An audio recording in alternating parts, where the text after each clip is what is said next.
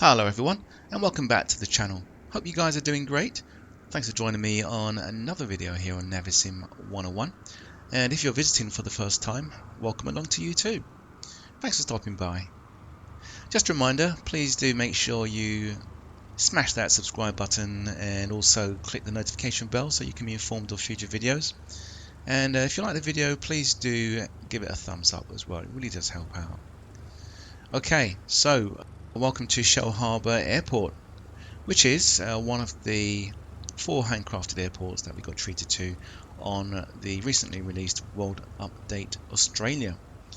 Alright, so it's on the east coast of Australia, and what we're going to be doing today in this video is actually taking a flight in the Piper PA-28, okay, and we're going to be flying to Sydney International Airport or Kingsford Airport. Alright, and then we're going to be landing, first of all, before that, just circling around the city of Sydney, and then we'll be landing at the airport and then flying back. Alright, so just passing through the airport arrivals, just on the around the corner here, we've got the check-in area. It's nice that Asoba actually detailed the inside of the actual terminal, as opposed to breaking through the glass and finding you're still outside. Alright, so okay, that's really cool. What we're going to do now is just head along to the Piper Turbo Arrow 3. Now, I'm not a new owner of the Piper PA-28. I did actually have, I think like most of us, had the Justflight P3D version. And yeah, so when it came out, I actually wasn't, too excited about jumping out and buying it first straight off. So I just took my time really, and I just actually purchased it just a few days ago. So I thought, well, let's do a video on it, do a startup tutorial and a flight tutorial at the same time. We can see World Update Australia. So here it is, okay, and it's in its Australian livery with the call sign Victor Hotel Sierra Golf Echo.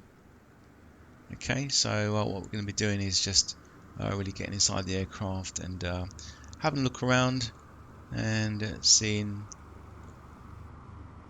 how it operates and in Microsoft Flight Simulator. Okay, so let's start a tutorial and I'll see you in just a sec. Alright guys, so here we are in the cockpit of the PA-28 Turbo Arrow 3.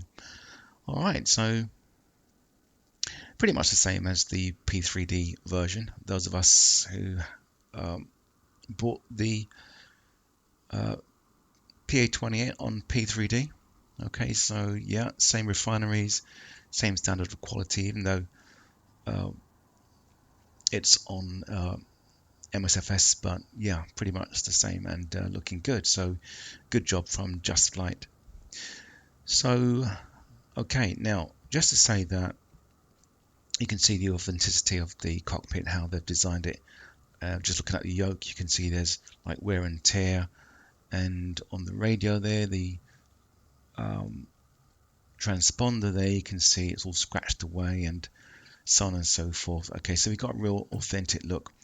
And looking at the carpet, I mean, looks like someone just stepped out the farmyard, isn't it, into the aircraft without taking their shoes off.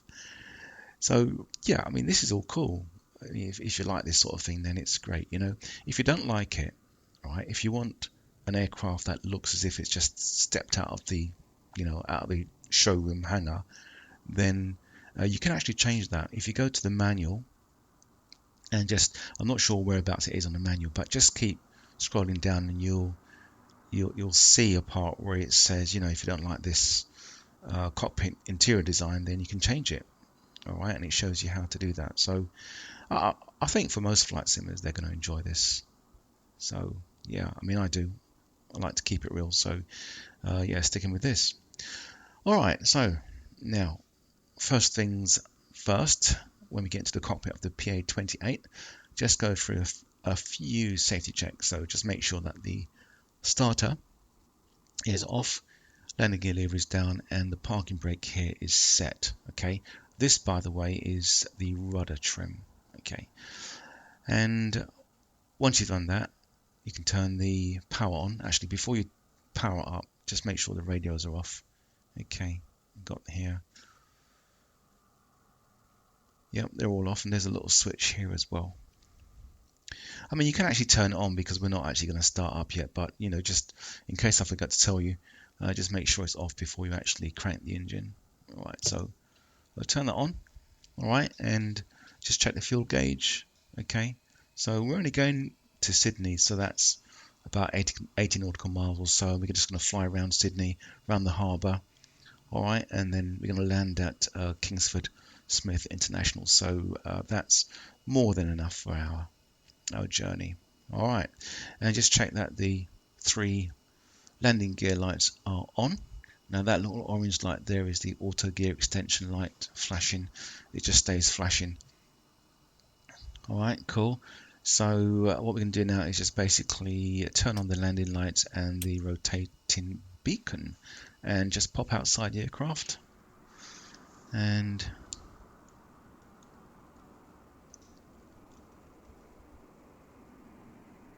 I think this camera's moving a bit too fast for me actually.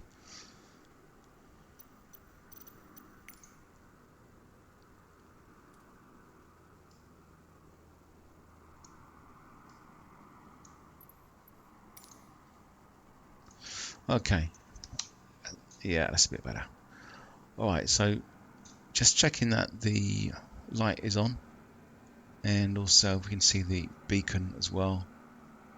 Yeah, that's working. Alright, cool. So let's just get back inside. So, okay, so once we've done that, we'll just turn off the landing lights and the beacon. Alright, and just take the annunciator lights, they're all working, and the low voltage light as well. That's cool, they're all working, and turn the battery off.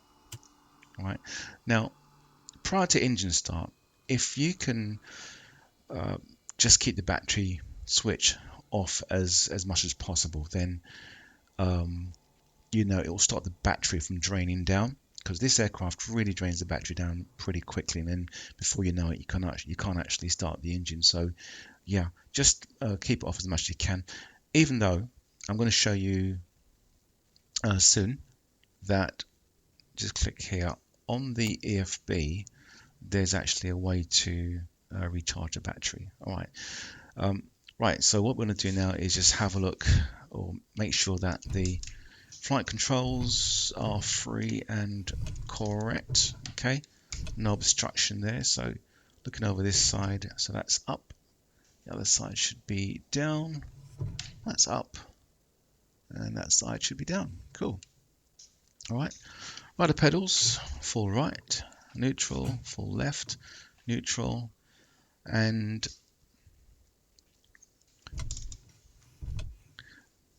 then we're going to check the flaps. Okay, so I've got the flaps on a quadrant.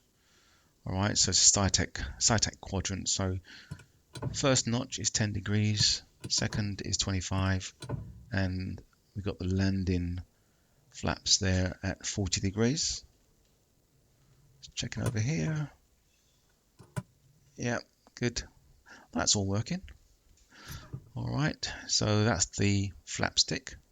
All right, and now that we've done that, the last thing to check here is the trim. Okay, so we got trim here.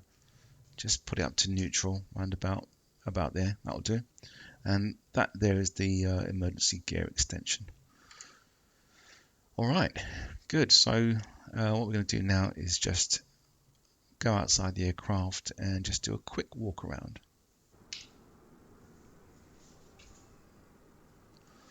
All right, so now let's just go underneath here and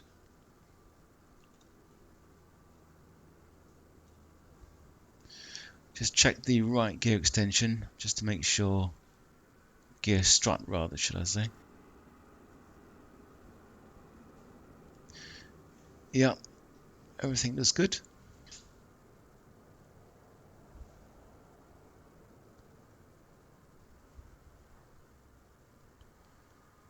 And just coming around here. So you can see the tie downs actually around here. And that's fine. Yeah, you can see the tie downs there. So we can remotely remove that via the Justflight EFB. So that's no problem. Okay, checking for leaks. There's no leaks. Good. Alright, just around here. I do like the way they've got the dirt underneath here. Really does look authentic. Checking the nose wheel gear, that's good. And checking the three-bladed prop here as well. Looks good. Oh, you can even see, actually, wow, I didn't know that. You can actually see part of the engine, the radiator. Can you see that? That is really cool. I didn't know that. Nice. Let's have a look. Yeah, nose wheel. Yeah, that's good.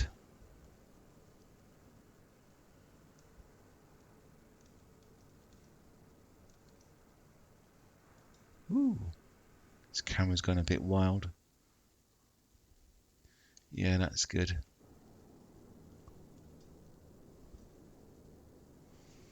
And just moving around, looking at the flaps.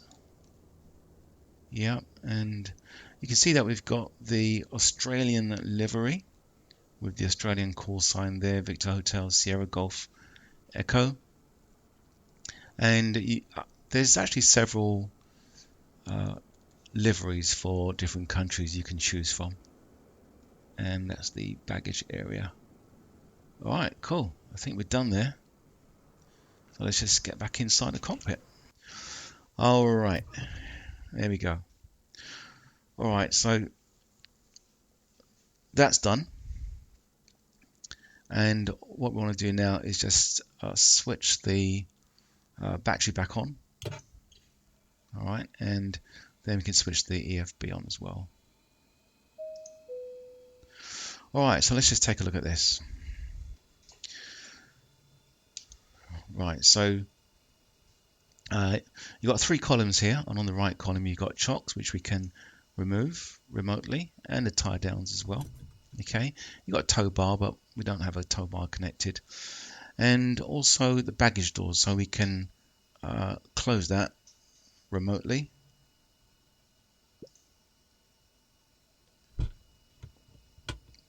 That's done.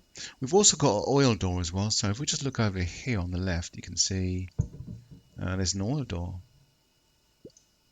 So if you remember on the P3D version, right, just here, that was the switch for the oil door, but now we've actually got it here. All right, and you can close the cab door. All right, so actually, do you know what? We'll do that because we're gonna go for engine start shortly. So close the cab door, lock it, latch it, and it's closed. Good. All right, now on this section here under aircraft options, you've got auto fuel selector. All right, now in this aircraft, you're supposed to change the fuel every 30 minutes, about 20 to 30 minutes, by selecting the fuel switch here. Okay, so you'd be flicking it back and forth every half hour. Okay, but if you don't want to do that, then just click on this and it will do it for you. Okay, but you know, if you want to keep it real, then don't click on it. Leave it as it is. All right. So yeah. Right now, next thing we're gonna look at is the GPS. Okay, so right. So what we got here is the original radio stack. Okay, so that's what I'm going to be using. All right. Now, if you want to modernize things and upgrade it, then all you have to do is press this button here, and you can see it'll upgrade it to the GNS 530 and GNS 430 model. Okay, so yeah. All right, so let's put that back. So you can actually have just this one if you want to as well. Okay, now the next selected down is the state saving. State saving enabled. All right, now that's very different from aircraft states. These aircraft states are predefined aircraft states for takeoff, ready for start, cold and dark. Okay, they're very different from state saving. And what this does, this will just save it in the state that you've left it. Okay, so if I actually switch this off and exit the sim, then when you actually return to it, it won't be there. Okay, if you exit with it on, then with state saving enabled, then when you go back to the aircraft, it will be there. So that's what it is. All right, now having a look at the next one down, we've got HSI enabled. So basically that's this. Okay, so that is, just get this right there, good. So this is the HSI, and you can see it incorporates your course needle with a OBS omni-bearing selector in the middle, and you've got a glide slope meters on either side as well. All right, and obviously you've got your gyro there. All right, now if you don't want that, then all you do is press this button here, and then it just goes to the original. Okay, so let's go back, because that's the one I like. And there we are. All right, next, yokes. All right, pretty simple enough. You can get rid of the yokes this way and put them back again. Okay, and as you know, if you click on the steering column, that does the same thing. And just moving over to the last column, we've gone through this aircraft states, maintenance. Now, you've got here oil quantity. Maximum for this aircraft is 8 quarts. Sometimes that does drop down. If it does drop down, then just click on refill oil and it will do it for you. Okay, there you go. All right, battery voltage. Now, as I said, this aircraft really drains the battery very quick. You can see now it's just gone down to 10.7. So if you do want to recharge the battery, if you're going to crank the engine and find out that, you know, it's not starting, it's dead, then you can actually just recharge it from here. Okay, the only thing is that when you do click on this, I'm not going to do it, right, because I've got 10.7 volts, but it recharges the battery to 8 volts. You'd have thought that it would have put it back to, you know, whatever the battery is, 11 volts, 12 volts. Okay, but it does it to 8 volts. I don't quite understand that, to be honest with you. All right, underneath here you've got warnings enabled. Okay, that's pretty handy. It will tell you what you need to do. So we need to prime fuel flow. Okay, Copilot enabled, disabled. That speaks for itself. All right, cool. So now it's time for engine start. Okay, so what we want to do for engine start is radios, brakes, fuses, fuel. That's the first part. Okay, radios, brakes, fuses, fuel. Okay, now, so radios, make sure they're off. Okay, now these ones, this has gone back on for some reason. Let's turn them off. Okay, you've got off switch here, off switch there. There's one there. Okay, and yeah, that's it. So they're all off. And the reason why we turn them off before start is because cranking up the engine can produce a power surge, which will blow these old guys to bits. Well, not quite exactly, but yeah, it may cause it to malfunction. All right, so that's radios, brake, parking brake is on, fuses. Okay, fuses. Now, just under here we've got fuses.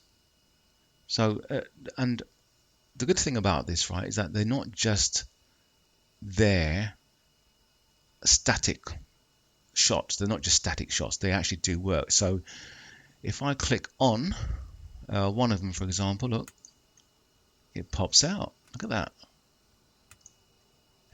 That's really cool, isn't it? It pops out. Okay, and it doesn't just pop out, right? It actually does work. So What can we do? Let's put the fan on. Right, now look along this row here. See if we can see the fan. There it is. A 20 amp fuse for the air blower. Look at that. Look at that. And it comes on again. Nice. Alright, fuel pump. Where's the fuel pump? Oh, there we are. 10 amp fuse. Trip. Goes off.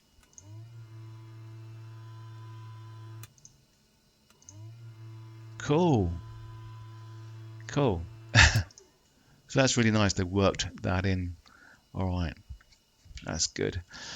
So fuses and fuel. Alright, so we'll put that to the fullest tank. Okay, so once we've done that, all right, now we're on to the quadrant section. Okay, so now we're getting ready to start. Okay, now as regards the EFB, you don't need to have it on. Okay, so you can actually just turn it off and use this button here to get rid of it. So I like to get rid of it because you look at this. Look, it's really taken away this visual from you. You know, so you don't really need to fly with it. Just get rid of it. Much better. All right. So now before engine start, we gonna put the prop to max and just going to put up raise the throttle a bit, so about a quarter of an inch. Okay, and make sure that the alt air is closed. Okay, so that's that. And now what we're going to do is put the fuel pump on. Okay, and just run a test. So fuel pump. Do you remember on the EFB it said, actually, do you know what, before we start, actually it might be good to keep that on. I'll tell you why, because it will tell us here what we need to do if there's any problems. So keep it on for now. Okay, so fuel pump is on, and what we need to do is just check the fuel flow. Okay, so you got the fuel flow there, and also fuel pressure. So we're going to raise the mixture from idle. Right, there you go. Fuel flow has dropped and the fuel pressure has gone up. Okay, we'll put that back down again. Good. And you notice here, right, now that we've done that, can you see there that because we've actually done that, it's now gone to another warning, spark plug fouling, okay, which will cause rough idling. Alright, so we'll sort that out once the engine has started. Okay, so I think we are go for engine start. Okay, so fuel pump is on, and don't forget to turn on the rotating beacon. That is on now. Everything else is checked. Okay, so we're going to go for engine start. Okay, battery voltage is good, and what we're going to do basically is crank the engine, and then we're going to raise the mixture. So just check around. Okay, that guy's over there. Hopefully he moves out of the way. Okay, 1, 2. There you go. Simple as that.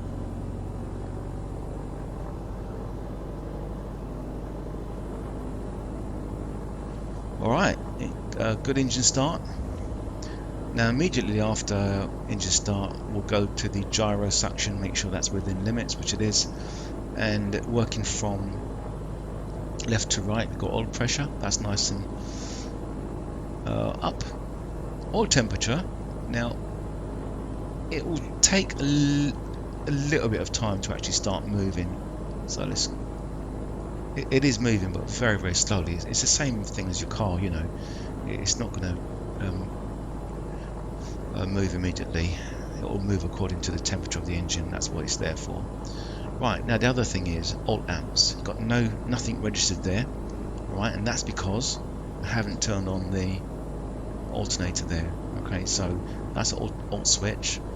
Now before we turn that on, if you have a look at the annunciator, everything else has gone out. Yeah, but the alt light, and that's because we need to switch this on. So we're going to make sure that those two go off. That's gone off. We've got some amps registering there, and that's cool.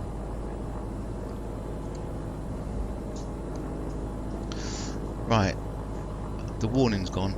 Okay, the spark plugs are fouling, and that's because we got it on high revs. Okay, so that's one way to get rid of rough idling. Alright, so we can put this down. Cool. And I'm going to get rid of this.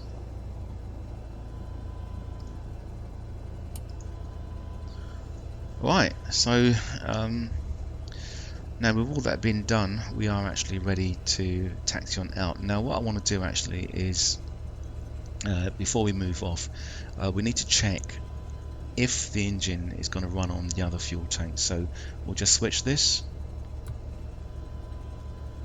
and it does. Now as regard changing fuel tanks in flight, the instructions are to make sure that the fuel pump is on. So every time before we switch our fuel pump on, and then we switch, and then we turn it off again. So, you know, not sure if I'm going to remember to do that. We'll see. I'm not sure if that's how it's done in the real world, to be honest with you, but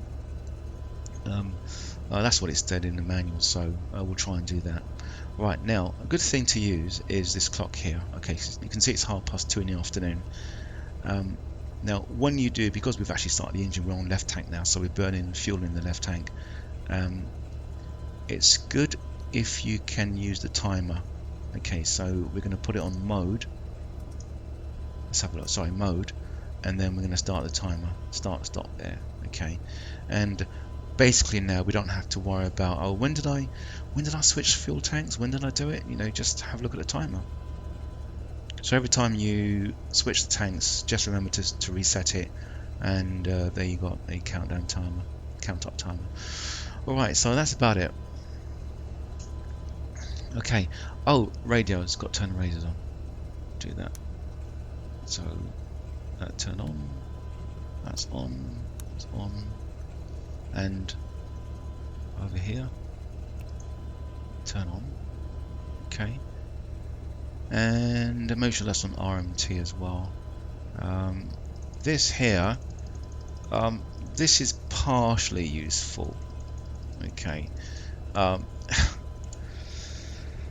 it's what can I say about this?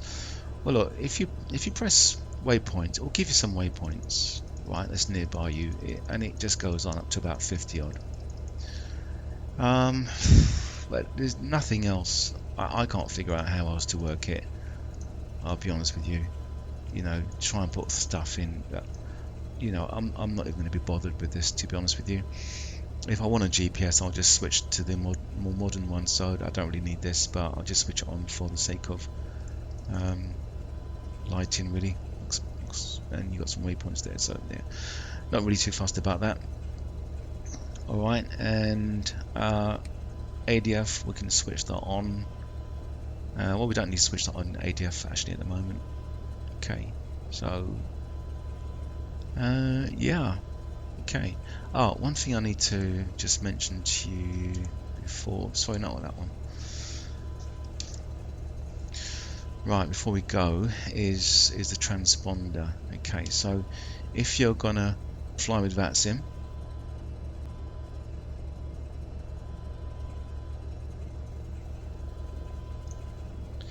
I'll get the newer version later. Right, if you're gonna fly with Vatsim, then just remember you're gonna have to mode C Charlie. Okay, so this is the knob that will do it. So switch this to on. You've got mode C there. Okay, on out, and if the controller asks you to ident, then you just press the ident button and it brings that up. Okay, press it again and it goes off.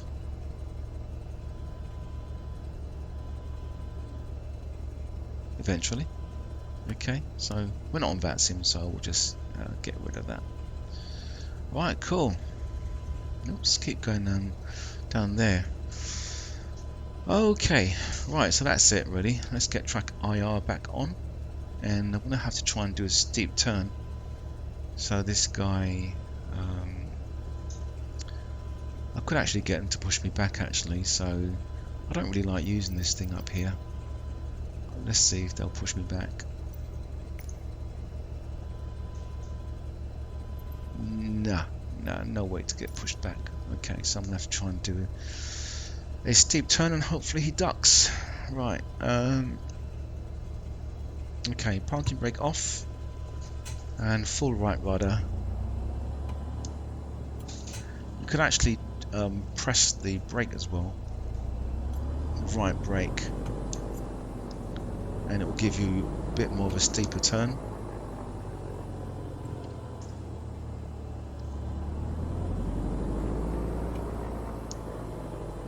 Yeah, let's just say we hope we hope it's missed him. I'll spare you the gory side of it.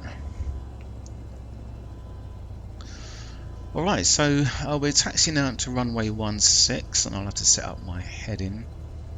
Let's have a look.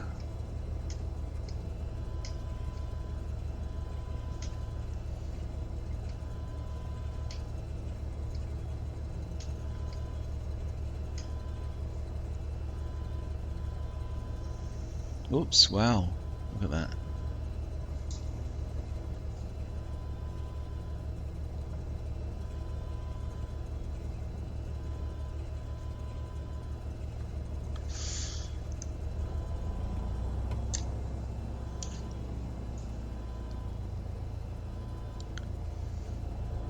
Nice airport.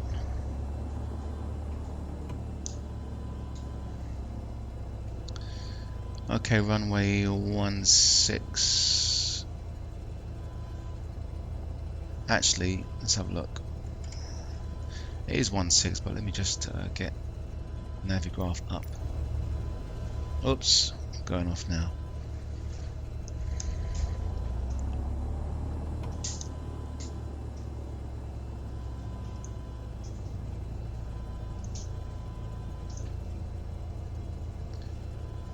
Alright, so let's go Yankee Sierra Hotel Lima.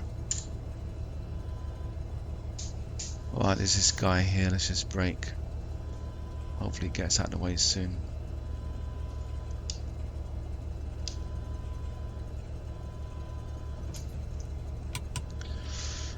Right, okay, so here's our airport, Shell Harbour. Let's go to taxi, airport info, and right 16, so we're looking at 157 degrees. So that's 15, yeah, so that's about right. Okay, cool. Ah, he's gone. And what we can do actually is get Kingsford Smith International up, Sydney Airport, so let's get that up, let's get the approach up, save us from doing it a bit later. So 16 right, we're going to be landing on, come on, 16 right, there we are. Alright, so localizer is 109.50. Final approach course is 155 degrees. And airport elevation is 21. And we basically, at the initial approach fix, we need to be about 1700. Okay, and then we'll be traveling at a speed of about 100 nautical miles. So we're looking at roughly 500 on the VSI, and we're going to have the ILS anyway, so yeah, 109.5. Okay, cool. Alright, and it's got Pappies there as well. Alright, so that's what we're going to be doing. Right, it's gone, so let's just carry on.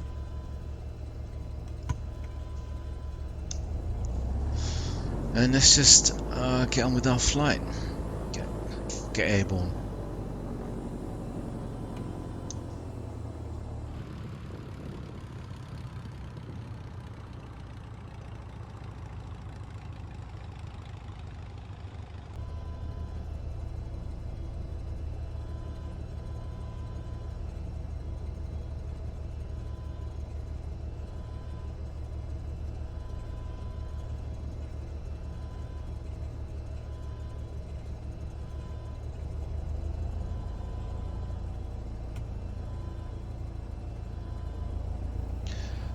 So we're just taxiing up to the holding point, and surprisingly it's not at the end of the runway.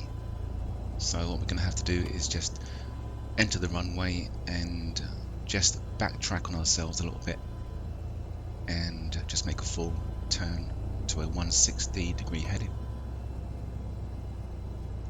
and line up.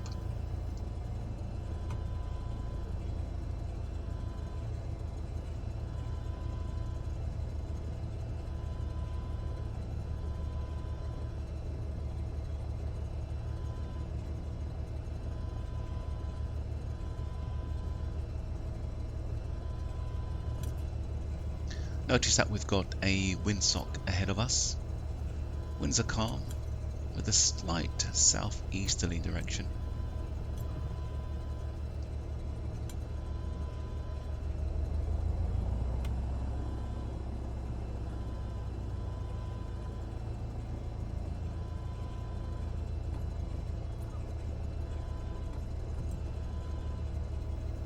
Alright, so at this point we're going to have to do some run-up checks.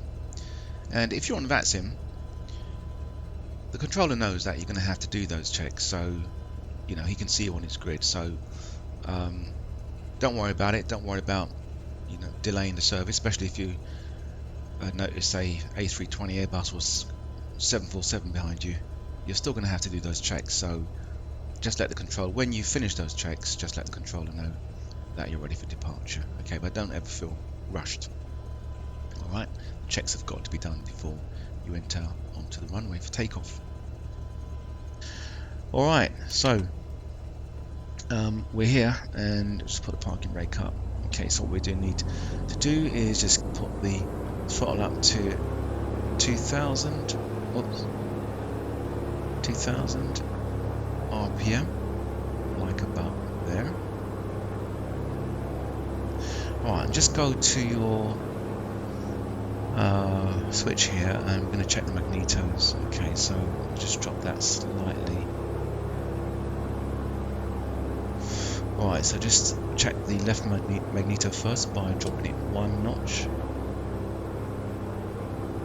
Just observing the drop, and back up again to both. Yeah, it goes back up. Now you want to go down to the right magneto, so drop it down twice. And that's good, and back up to both. Cool. Alright, next one, we're going to recycle the prop. Okay, cycle the prop, not recycle. So bring that right down, just make sure the RPM drops, and back up again.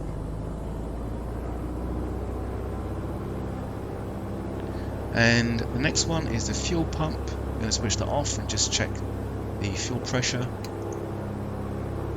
It doesn't move. Good. That's all correct. And the last one is the Alt Air. Make sure the RPMs stay the same. Good. Alright, that's all checked. Right, so parking brakes off. Now we are on real world traffic. There doesn't seem to be anybody around here at this airport, so we'll just go straight onto the runway.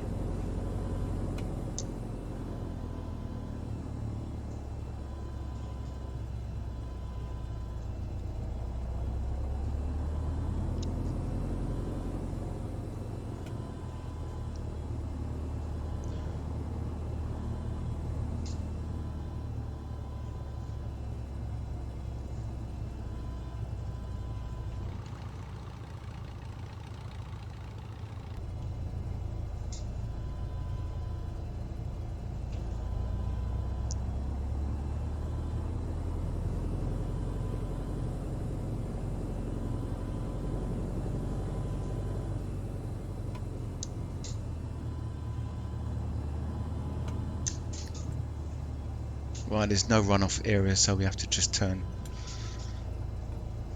on the tarmac here and just check the approach, and it's all clear.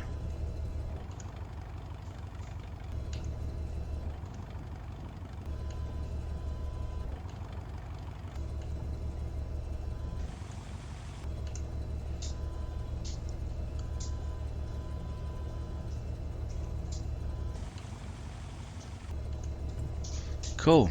Alright, we'll stop here. Parking brake on. Alright, now before we take off, if you have a look down here, right, so just left side of the steering yoke, the yoke there, you can see that we've got a checklist. Actually got one on either side. On the left side you've got takeoff checklist. Okay, so fuel on proper tank, we've done that. Electric fuel pump is on. Engine gauges checked. Yep, checked. And alternate air is closed, we've done that. Seat backs erect. Mixture set, it is. Prop set, seat belts, flaps set, which we haven't done yet.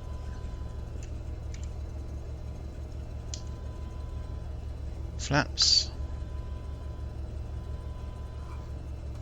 not that one. Alright, flaps set. And controls free, so just do that again. Yeah, they're free. And doors locked and latched. Alright, and air condition fan is off, so that's cool. And so don't forget, we got the, like I said, landing checklist here, which we'll check before we land. Alright, so that's about it, guys. We need to get going. Landing lights, well, we can just put that on. Not it's going to make much of a difference, really. Okay, so let's do this, shall we? So smoothly power throttle up, and we're looking for 65 to 75 knots.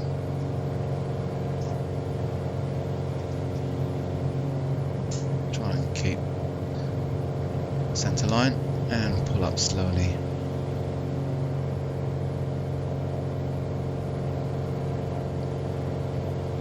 This aircraft will try and find its own direction.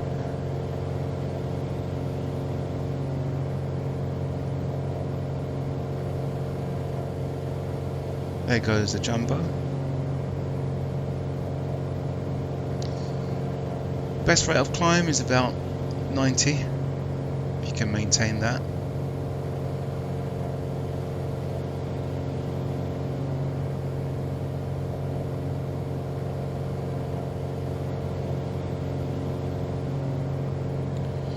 Do tend to go off if you look if you look away, go astray.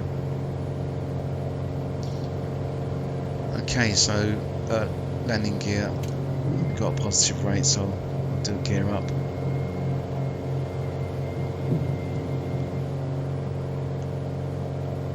Adjust your trims to suit, so just to relieve some of the back pressure. So we're doing a steady 90, so that's good. What we can do now actually is just turn off. We need to head towards the East Australian coast.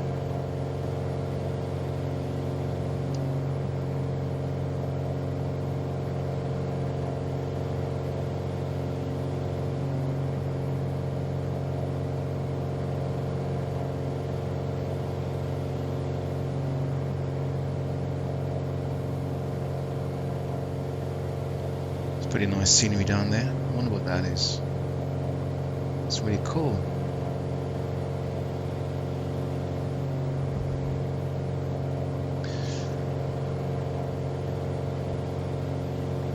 Okay, so we're keeping a steady 90, that's really good. Really good. We're going to climb to about 3,000 feet. So we're at 2,000 feet now, so we can just release the flap and try and build up some speed.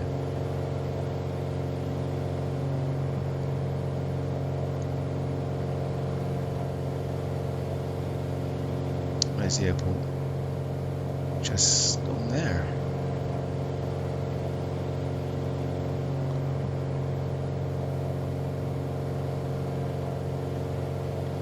What's that out there? I didn't quite see that. Right, let's keep our climb going.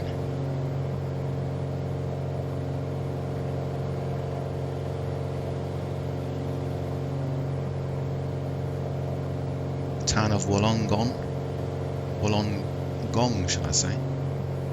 Weird sounding name. Town nearby. Alright, so we're at 3,000 and need to just pitch down a bit.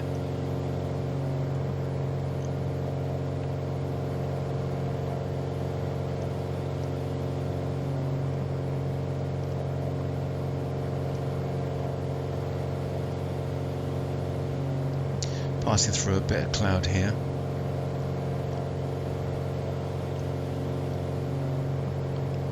Okay, just pitch down. The trim adjustments, the trim are really slow, really slow.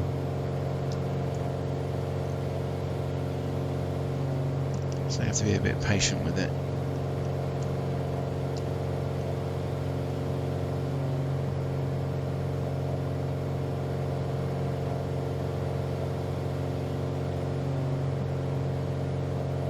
Look at that beach. Oh my goodness, imagine living so close to the beach like that.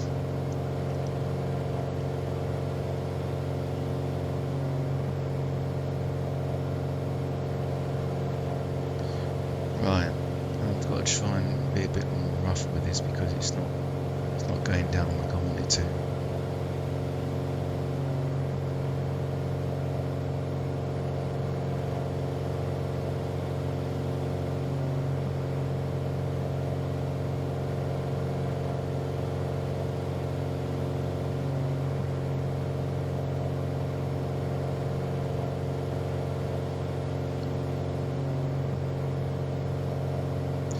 Really nice day to fly, love it, love it.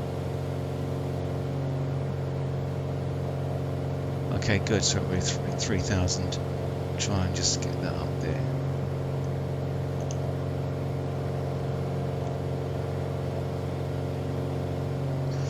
Okay, so what I'm going to do now is get the autopilot on.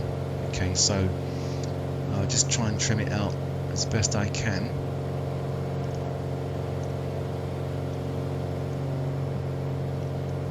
Right, heading, set heading first. Right, so we're going to be just setting it to north a bit. Okay, this will do. Alright, once the heading is set, just go down to the autopilot section here on the left and click on autopilot. Make sure this is on heading and then switch the heading on. Did you see that? Did you see it grabbed the yoke? So heading is set. Now we want to set our autopilot for our altitude. Right, there's no particular button for that switch. You just have to unconventionally click on the Piper sign there, and it's going to lock your altitude to whatever it was when you clicked on that label.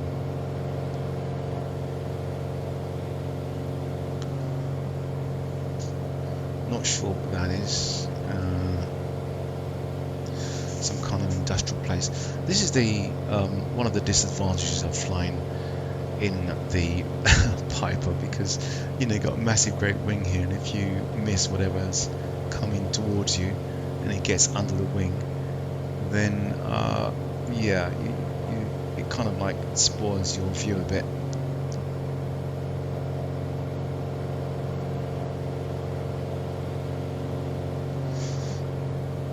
See what that was.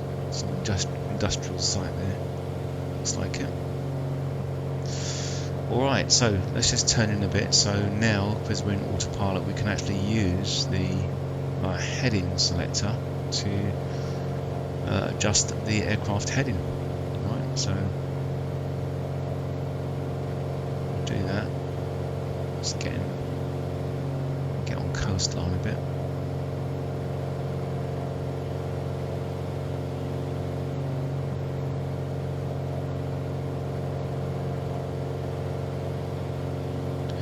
Alright, so now that we're going to be remaining at 3,000 feet thereabouts, we want to just reduce the pressure on the aircraft. So we want to reduce the throttle to about, say, 2,200. Okay, and with the throttle, if you have a look here, you've got M, that's our manifold pressure gauge. I want to bring it back to about 23.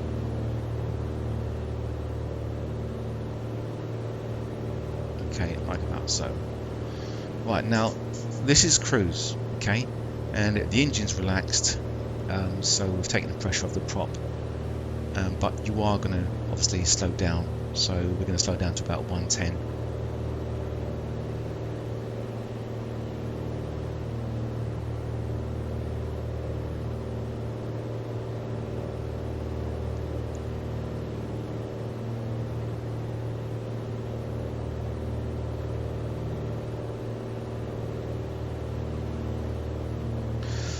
Alright, now as far as using VRs to navigate, sorry, let me just sort this out. Just adjusting this too much. It's a little bit there.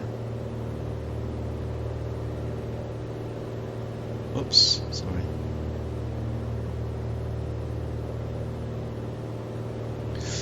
Okay, so if we get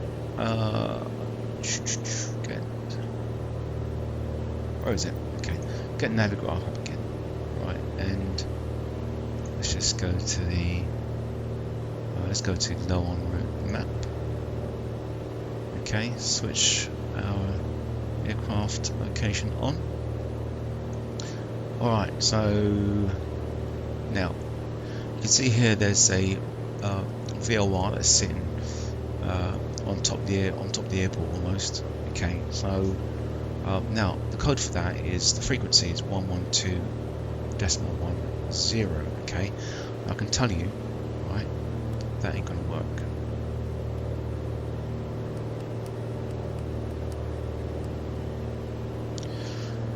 Right, it's only gonna half work. I'll be honest with you, because if it's tuned in, right? Let's just turn this on. Okay, so make sure that this is on nav 1 up here. See, otherwise it goes off. Okay, make sure that's on nav 1, and make sure this is on voice. Now, if you have a look here, this should be registering. Okay, it should be giving us a signal, but it's not. Right, now I thought it was a problem with the aircraft, but it's not. It's actually the area. This is the Australian scenery area in Microsoft Flight Simulator, World Update Australia, and it's not working. Well, it's not working for me. I don't know about anybody else. Okay, now I have actually taken this aircraft to other areas, and the VLRs do work. Okay, so I do know at this present time on my sim it's not working. Okay, I hope you guys have, if you've flown in this area, I hope you've had or been more fortunate than I have. Okay, so it's unfortunate really. The only thing we do have, right, is this. So this is actually picking up the VLR. You can see they've got 23 nautical miles to go. We're on a heading of 127. Okay, so that is working. So adjust our heading slightly.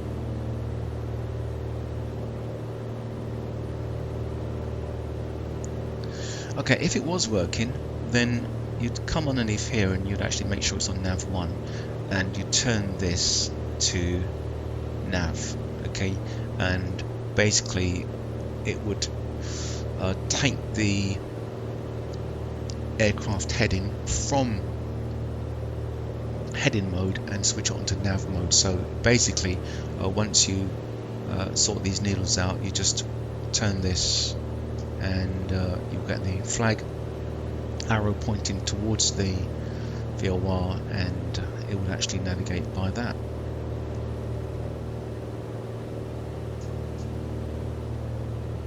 Just missed a little bridge down there, look at that.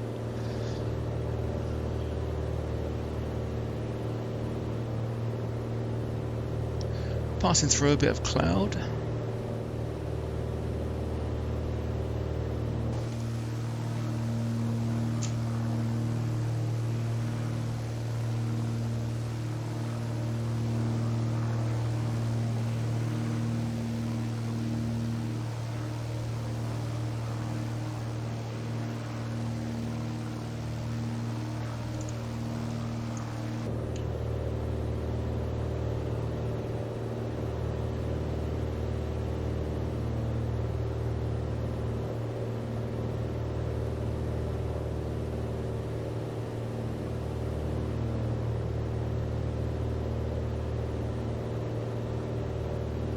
So you've got a side window here which you can open.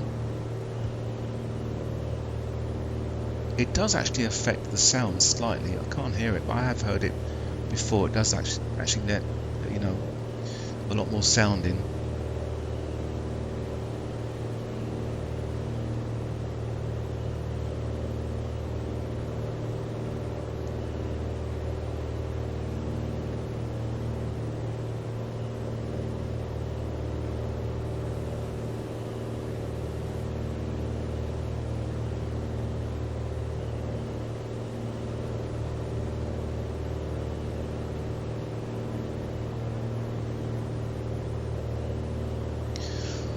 Right, what else? Okay, do you know what? While I'm here, I'm going to set this to 16, which is our landing direction. So 16, roughly 16. It's 157. We said 155. I think it was 155 actually.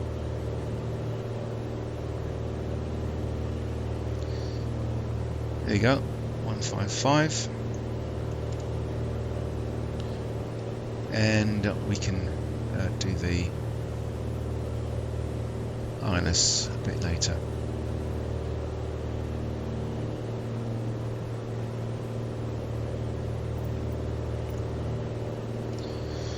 Right, so let's just check ADF. Okay, so that's us there, and we've got an ADF where, oh, we've got here, ADF here, 416.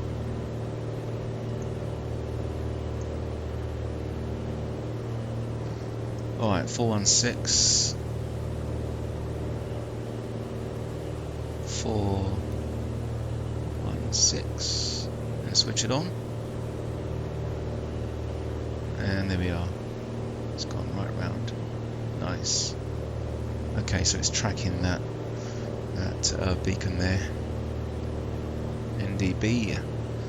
Right, so what we're going to do, we're going to fly around to Sydney, around the harbour, and then that will bring us nicely into our 16 heading onto the runway. Cool.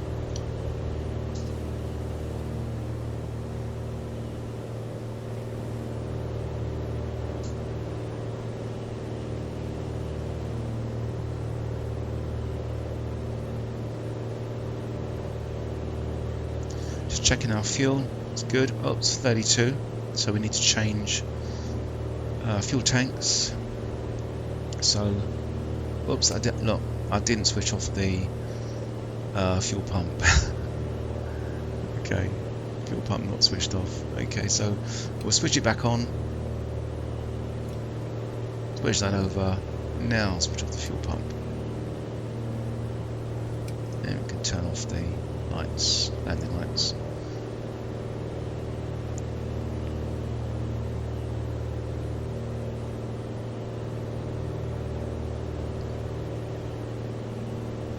There's an aircraft in the distance. heading towards the airport. So yeah, we're on real time, or real traffic should I say.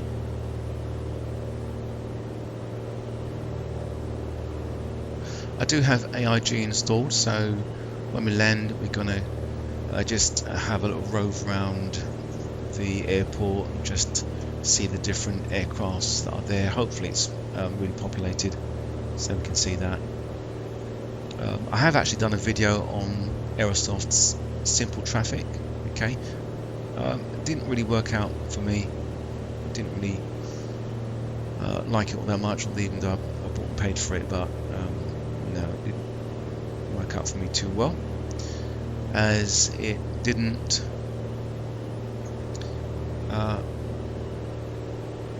import the proper models for the aircrafts. It left it on default, and it's just not acceptable at all, even though it did place the liveries accurately, so that was good, but it's not enough for me. If you want to see the video, please do click on the link in the description below and you can go ahead and watch my simple traffic video.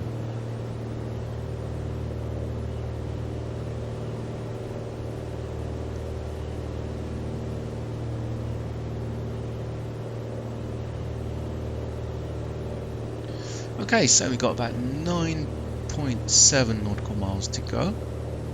Don't forget, over here you've got another altimeter as well.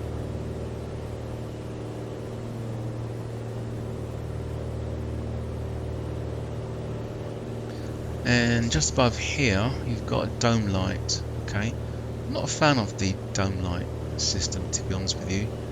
I much prefer to have the dials lit up. I'm not sure if the dials do light up. I must admit, I haven't flown this one for a long time at night, but something tells me they don't.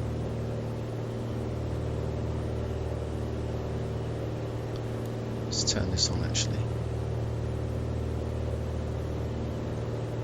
Yeah, so it just gives a red glow over the cockpit, but there you are, that's how Piper's designed it.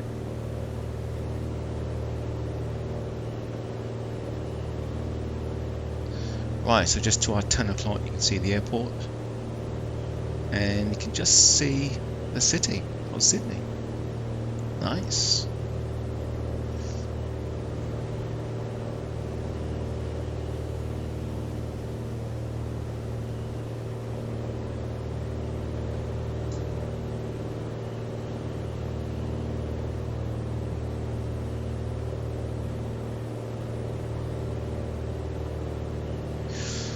Right, so you can see that we're on a cruise now. Now, if you want to go a bit faster, you don't have to stay at this snail's pace.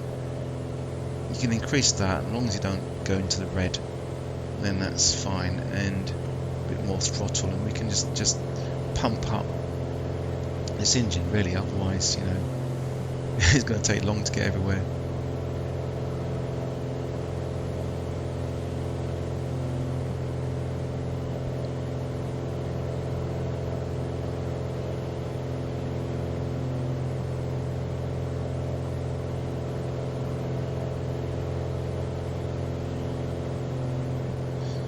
Now I'm going to come out of autopilot and do some hand flying.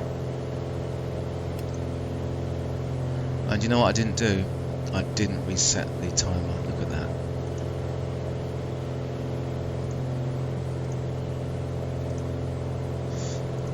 Let's have a look. Sorry, reset. So, okay. Well, we know we got 7 minutes on this tank. So we can take away. We can add 7 minutes to that. But to be honest with you, it doesn't really matter because we're going to be landing soon. So you can see here we got tons of fuel, so it doesn't really matter. But we have switched tanks. Yeah, it's cool. Right, I'm just going to actually descend now to about 2,000 feet. So the descent rate in this aircraft, if you can get it to about 500 VSI,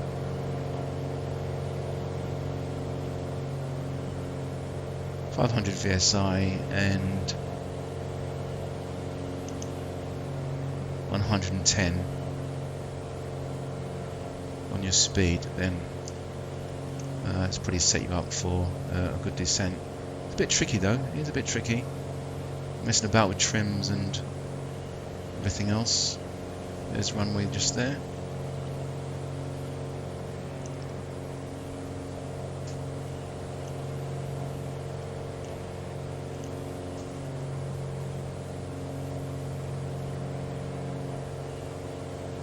Now we are in a controlled zone, so in this area it's serviced to 2,500. Okay, so we're coming up to that. If you're on Vatsim, do pay attention to airspace, as the controller will want to hear from you, say about 10 minutes before entering controlled area. Okay, you can actually fly over it. You don't have to report your whereabouts. If you're not going to transgress the zone, then you know you can fly over it. You can fly at the side of it. But you know, hey ho. You know, it's Vatsim. They're there to talk with you, and you know, why avoid it? Why not just fly through it and you know, make it fun for everybody.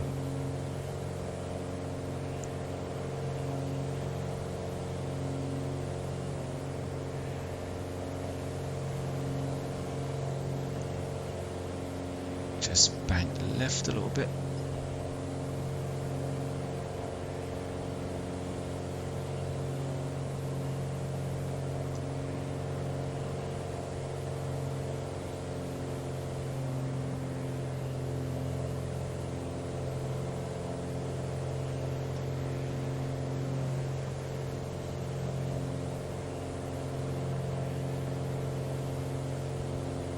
So remember, it was 1,700 at Igala. Now I don't know where Igala is. I haven't got. Well, I can put the navigraph on. All right, but we're going to have the ILS, so that'll be pretty good at guiding us down. Now just over there. Okay, so just here. Oops, sorry. That's the cricket ground and football stadium here in Sydney.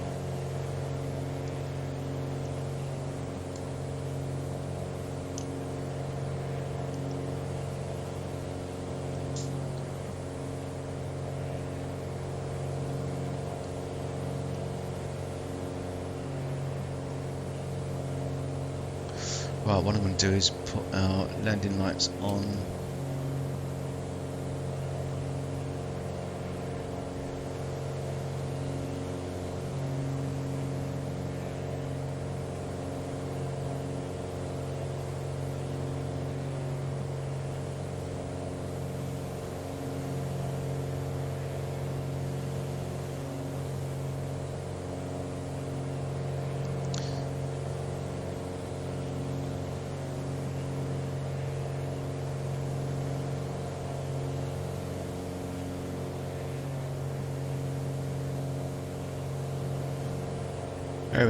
Very nice indeed.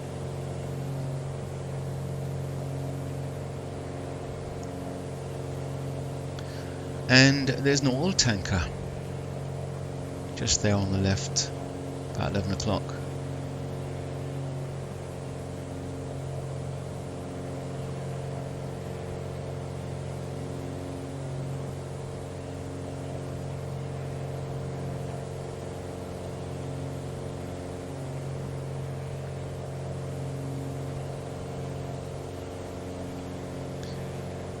And you got Sydney Harbour just down below.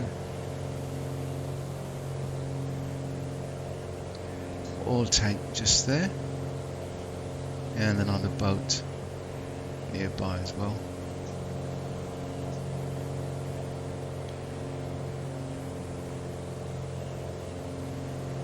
Well, I'm going to put flaps 1 up.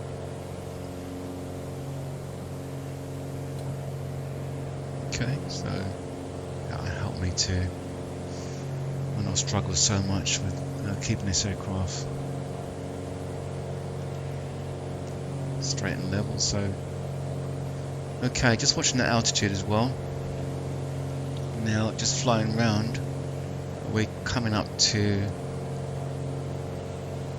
two of the greatest landmarks for Sydney, and that has to be the Sydney Opera House and also Sydney Harbour Bridge. Look at that.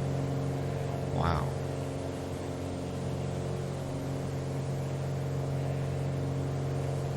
Okay, there they are, before we miss it. Look at that. Very nice. Elegantly standing out there. And also Sydney Harbour Bridge just there. Beautiful.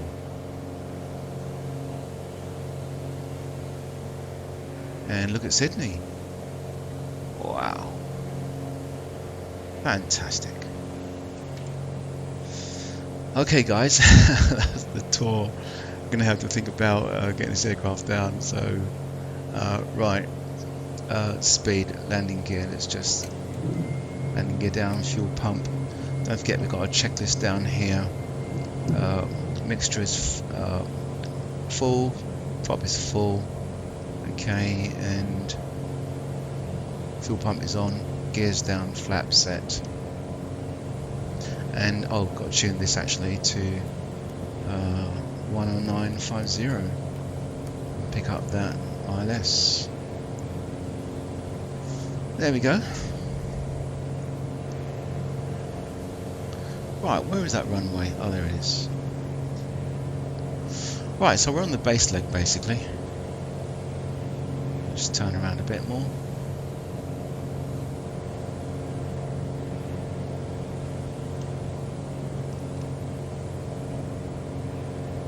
There's another bridge just there. I can't remember the name of it actually. Oh, sorry, it's not that one. It's that one over there. That's the one. That's the bridge.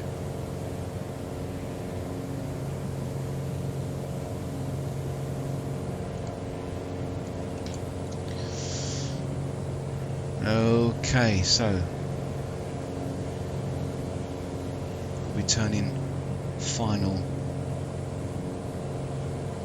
soon. Speed is about 90.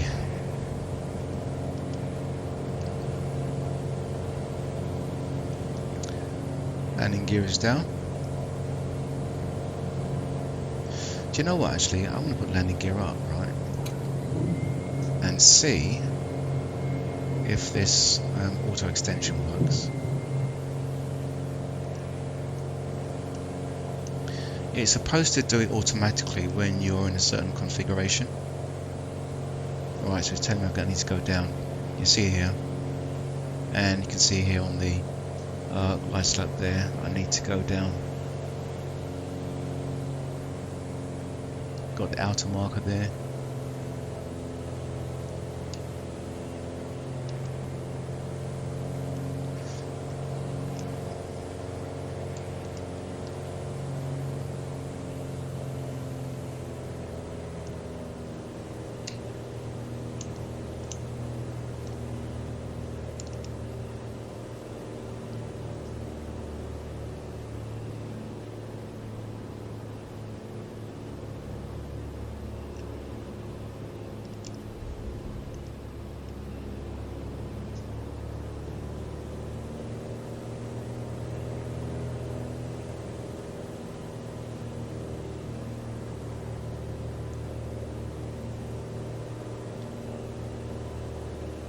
Well, I'm going to come off the power a bit.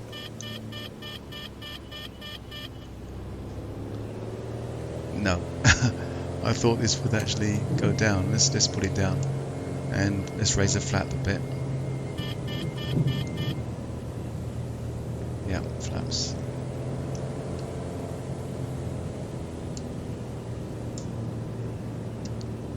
Okay, so flaps full.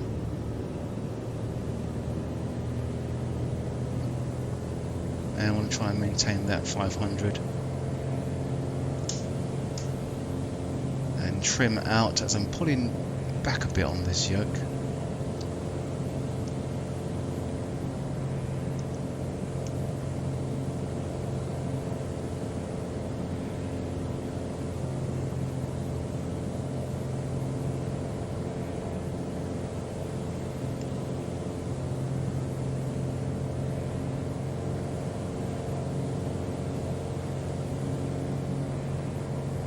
basically just looking at the end of the runway now, not focusing too much on these instruments.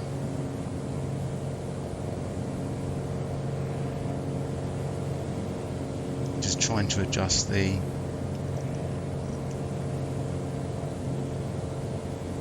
it's telling me to go down.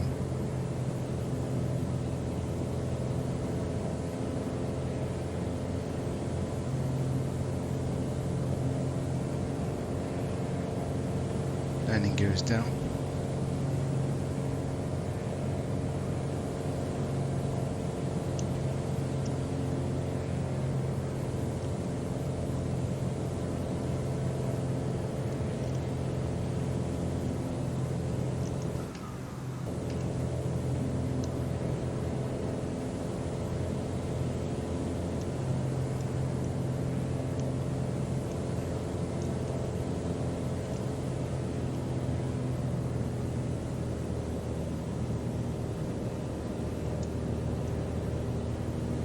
Nose up a bit, reduce the power,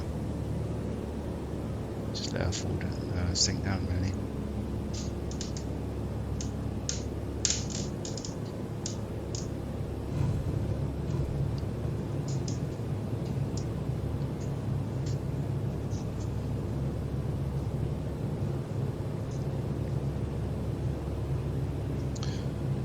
Okay, so welcome to Sydney Kingsford Smith International Airport.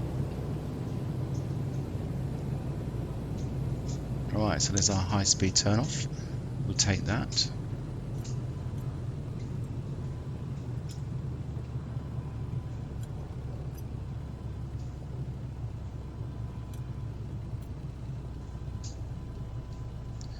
Toe brake's a bit sensitive on this actually, they do need adjusting. Really do. Look at that. Crazy.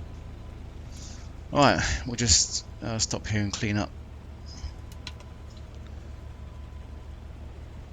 Okay, fuel pump off, landing lights off. And flaps up.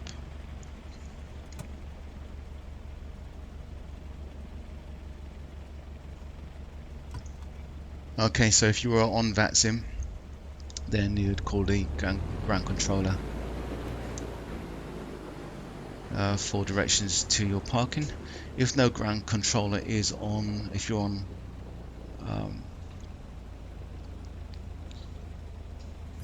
what's the word? Unicom.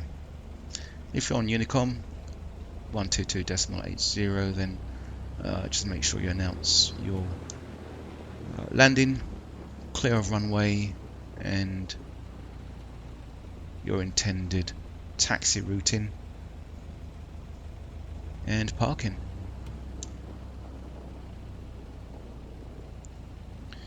Control tower over there. Nice.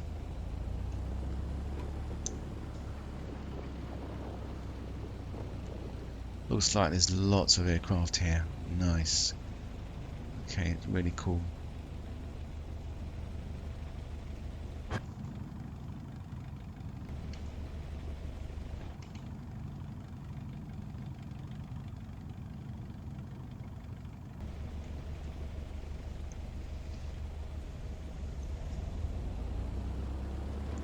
The only thing is where to park. Wow, look over there, look. Nice, nice. We'll get the drone out in a minute. Have a little look around. I did say I was going to return, but I think I'm going to close off here. I think we'll stay here for for the day. Enjoy ourselves in Sydney.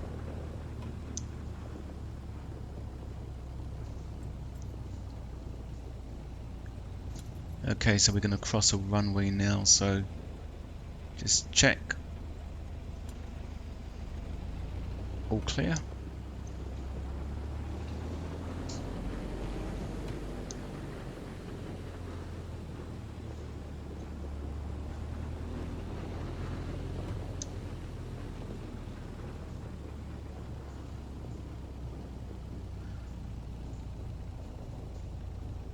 So we've got Ryanair over there.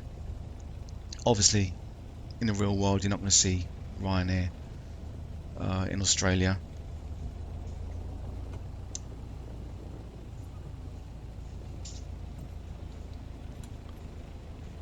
Oh, we've got quite a number of aircrafts here, haven't we? Lovely. Vueling over there.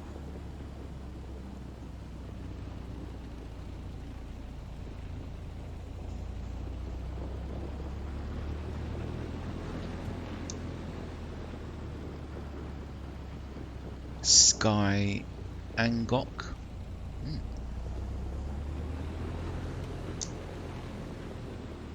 What's that one over there? They got Southwest just at the back there. Not sure where that one is. I can't see it. Official carrier of Carthage. Eagles Tunisia. Right. Wow.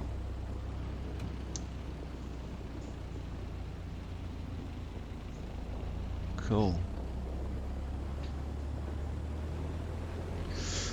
All right. So, where to put this thing? I'm not sure where the GA parking is actually.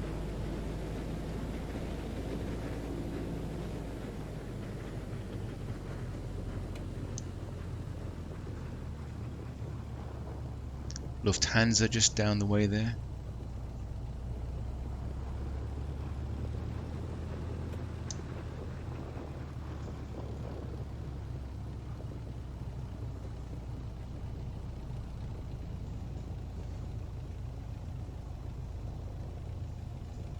I think I'm going to take the next left. Come on, come on. Oh my goodness, I've got to get this sorted out.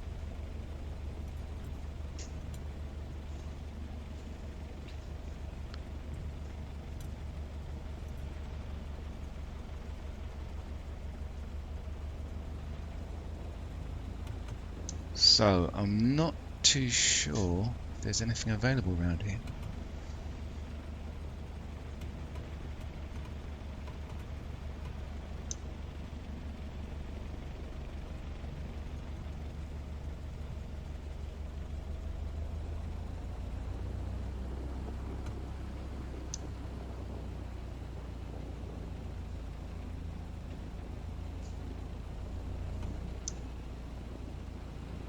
Let us see.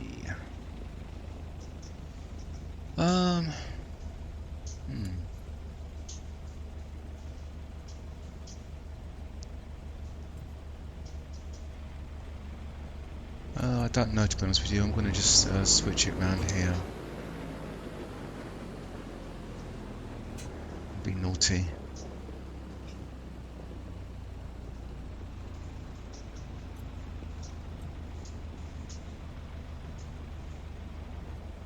I think this will do. Yeah, this will do. Cool.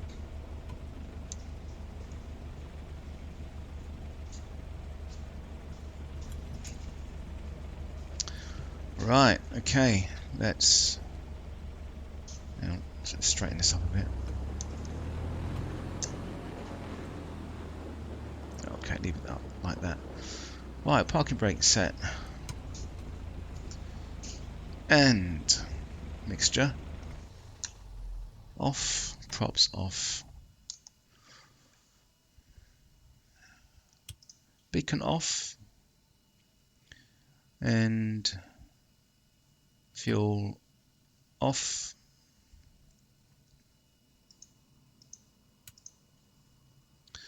What else? We've got that off. Batteries off.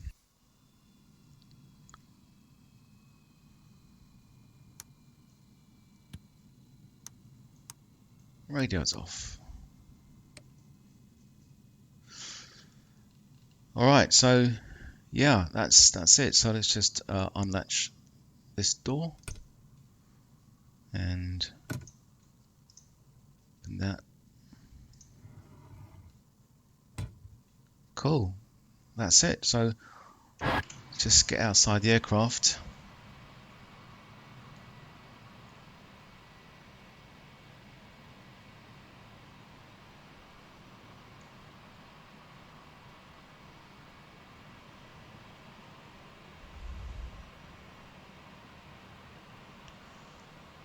Alright, so that's it. That's a nice little flight. Enjoyed that. Hope you guys enjoyed that as well.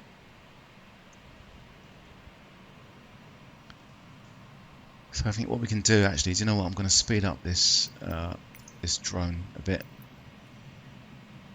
It's really slow at the moment.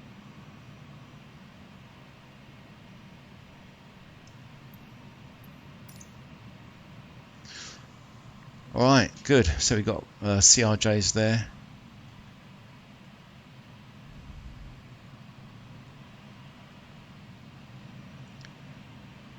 They got a massive car park here at Sydney International.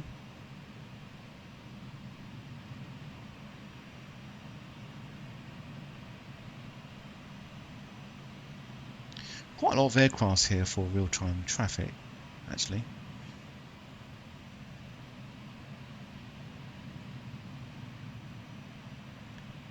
And as you look around, you've got just another section over there as well. United down there.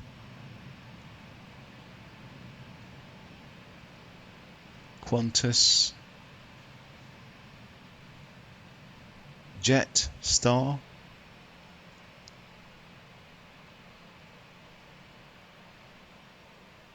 And it's an EasyJet over there as well.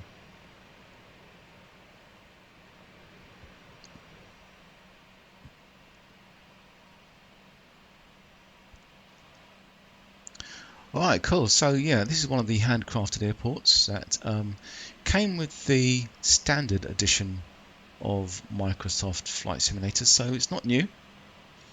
My first time I've actually been here.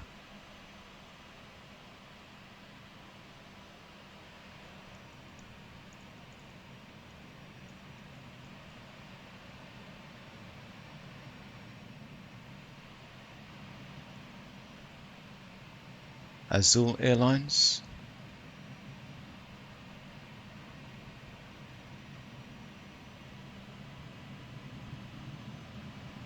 Eurowings, alright.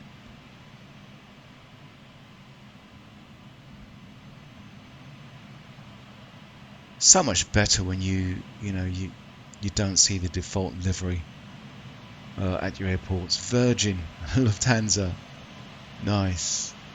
One World, very cool. So yeah, if you haven't done it yet, get AIG installed. And we got Virgin just coming in.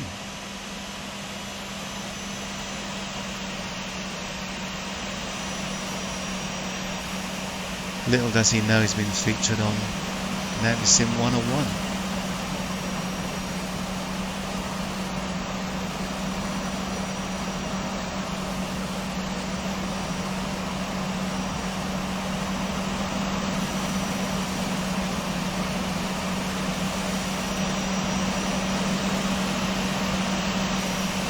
Virgin Australia, now that's correct livery, definitely.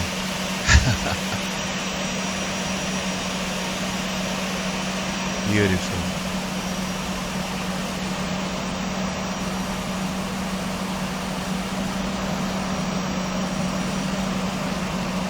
So this is the Vatsim velocity. You notice how smooth the aircraft is taxiing around. Look at that, really smooth, isn't it? No jitters, no shudders. Very nice indeed, lovely.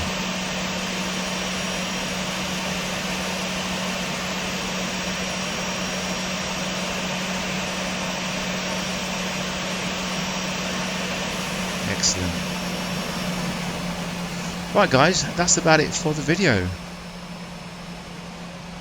I hope you enjoyed that, and I'm going to be doing some more flights in the Piper. I really do like that aircraft. It's a fantastic aircraft, and it's certainly worth the money, definitely. So yeah, that's it for the video, guys. Don't forget to like, share and subscribe, and I'll see you guys very soon in the next video. Bye for now.